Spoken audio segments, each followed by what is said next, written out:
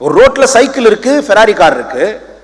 அதே ரோடு, ரெண்டு பேருக்கும் அதே டிஸ்டன்ஸ், பாயிண்ட் ஏல இருந்து பாயிண்ட் பி. இப்ப ரெண்டு பேரும் பாயிண்ட் ஏல கிளம்புறாங்க. யார் ஃபர்ஸ்ட் போவா? சைக்கிள்ல போறவரா, ஃபெராரி கார்ல போறவரா, இல்ல கார்ல போறவரா? Let's speak common sense. யார் ஃபர்ஸ்ட் போவா? சைக்கிள்ல போறவரா, கார்ல போறவரா? இதுல ஏதாவது ஸ்பிரிச்சுவல் பவர் இருக்கா?